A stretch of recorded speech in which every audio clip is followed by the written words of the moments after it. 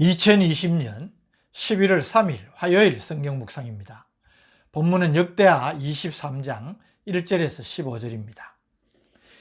23장은 제사장 여호야다의 혁명으로 요아스가 즉위하여 다윗 왕조가 복권된 것과 아달랴의 비참한 최후의 모습, 그리고 백성들의 신앙 개혁에 대한 내용을 기록하고 있습니다. 6년 동안 악정으로 유다 나라를 암흑천지로 내몬 아달랴 시대를 끝내고 언약하신 대로 다윗 왕조를 회복시키시는 하나님의 섭리를 우리는 분명하게 볼 수 있습니다. 그 가운데 본문은 제사장 여호야다의 혁명을 통하여 아달랴를 제거하는 장면을 보여줍니다.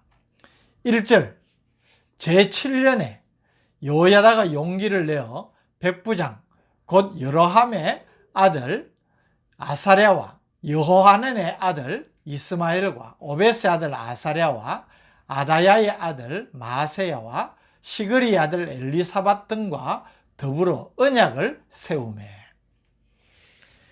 아달랴가 왕권을 찬탈하고 폭정을 일삼은 6년은 말 그대로 암흑시대였습니다.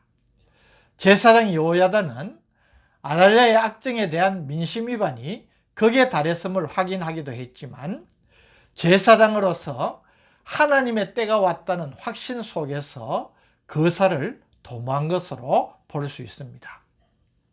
여호야다는 믿을 만한 백부장들과 계획을 세우고 이들을 방방곡곡에 파송해 레위인들과 족장들을 예루살렘에 소집합니다. 2절, 그들이 유다를 두루 다니며 유다 모든 고을에서 레위 사람들과 이스라엘 족장들을 모아 예루살렘에 이른지라. 전국 각지에서 모인 레위인들과 족장들이 요아스와 더불어 언약을 맺고 그를 왕으로 옹립할 것을 결의를 합니다. 그리고 제사장 여호야다는 다윗 언약을 들어서 반정의 정당성을 선포를 합니다. 3절, 온 회중이 하나님의 전에서 왕과 언약을 세우매 여호야다가 무리에게 이르되 여호와께서 다윗의 자손에게 대하여 말씀하신 대로 왕자가 즉위하여야 할지니. 그 사이를 안식일로 정하고 세부 계획을 여호야다는 치밀하게 지시를 합니다. 4절, 이제 너희는 이와 같이 행하라. 너희 제사장들과 레위 사람들 곧 안식일에 당번인 자들의 3분의 1은 문을 지키고, 5절, 3분의 1은 왕궁에 있고 3분의 1은 기초문에 있고 백성들은 여호와의 전 뜰에 있을지라. 제사장 여호야다는 국가의 중대사를 거행하면서도 하나님의 계명, 즉 율법을 신실하게 지켰음을 우리는 주목하게 됩니다. 6절, 제사장들과 수종드는 레위 사람들은 거룩한 적 여호와의 전에 들어오리노라. 그 외에 다른 사람은 들어오지 못할 것이니 모든 백성은 여호와께 지켜야 할 바를 지킬지며. 아무리 좋은 목적과 동기가 있다 하더라도 불신앙적인 방법이나 비성경적인 방법으로 일을 하려 해서는 안 된다는 사실을 지금 여호야다가 우리에게 잘 보여주고 있습니다. 레위인들에게 무기를 가지고 성전 문을 지키며 왕을 호위를 할 것을 명령을 합니다. 7절, 레위 사람들은 각각 손에 무기를 잡고 왕을 호위하며 다른 사람이 성전에 들어오거든 죽이고 왕이 출입할 때에 경호할지니라 하니. 레위인들과 백성들이 여호야다의 지휘를 따라서 일사불란하게 움직였습니다. 8절, 레위 사람들과 모든 유다 사람들이 제사장 여호야다가 명령한 모든 것을 준행하여 각기 수하에 안식일의 당번인 자와 안식일의 비번인 자들을 거느리고 있었으니 이는 제사장 여호야다가 비번인 자들을 보내지 아니함이더라.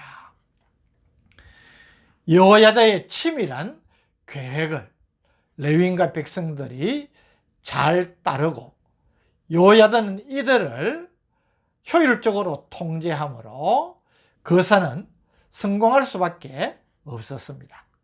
여호야다는 성전 창고 안에 보관된 다윗 왕의 창과 방패를 백부장과 백성들에게 주어서 무장을 시켰습니다. 9절, 10절.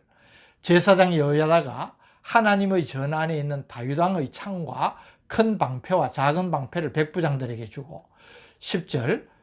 또 백성들에게 각각 손에 무기를 잡고 왕을 호위하되 성전 오른쪽에서부터 성전 왼쪽까지 제단과 성전 곁에 서게 하고, 이는 거사에 동원된 사람들이 비밀리에 거사를 진행하려고 성전에 오면서 무기를 소지하지 않고 왔기 때문이기도 하지만, 다윗 왕권의 회복을 위해 분연히 일어선 그들에게 다윗이 준비했던 창과 큰 방패, 작은 방패를 지니게 한 것은 그들이 더욱 다윗 왕권 회복에 대한 의지를 강하게 가지는 그런 의미가 있었을 것입니다.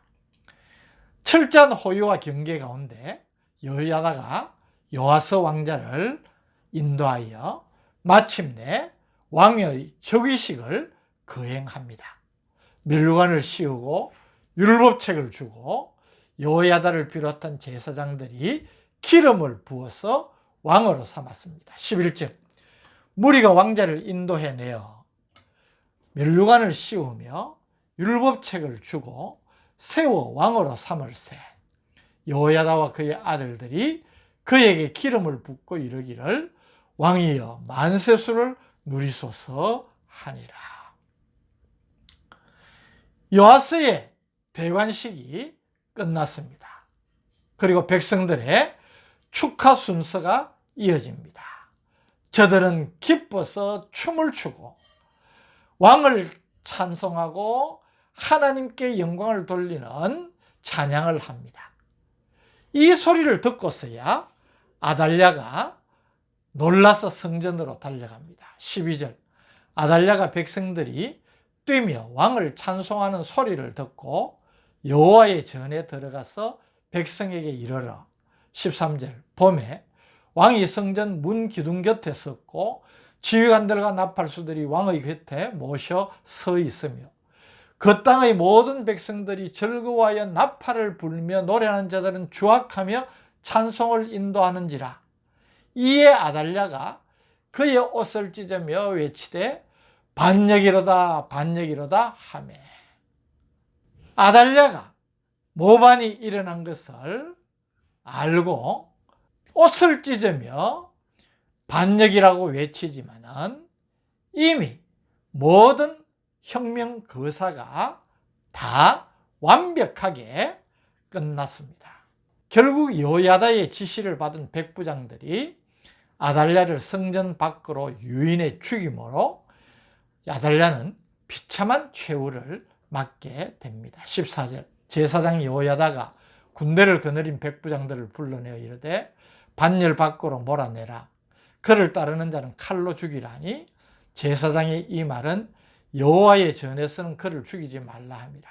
15절. 이에 무리가 그에게 길을 열어주고 그가 왕궁 말문 어귀에 이를 때에 거기서 죽였더라. 이렇게 해서 제사장 여호야다가 주도한 혁명이 완벽하게 성공을 하게 되었습니다.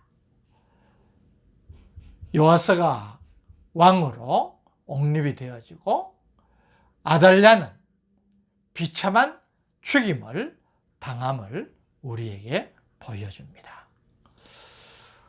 오늘 이 말씀을 묵상하면서 아달랴의 말로를 주목하게 되는 것입니다. 앞서 어제 아침 성경 묵상을 통하여서도 아달랴가 끼친 악한 영향력을 우리가 생각했습니다마는 그는 자신의 권력을 한껏 활용하여서 악한 일만 골라 했습니다. 하나님께서 기뻐하시지 않는, 아니 진노하실 수밖에 없는 일을 골라서 행했습니다.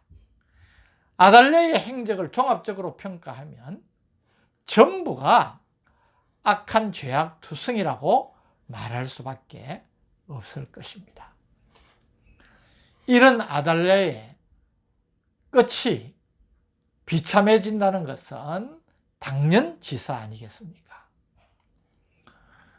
모든 것에는 결과가 따릅니다.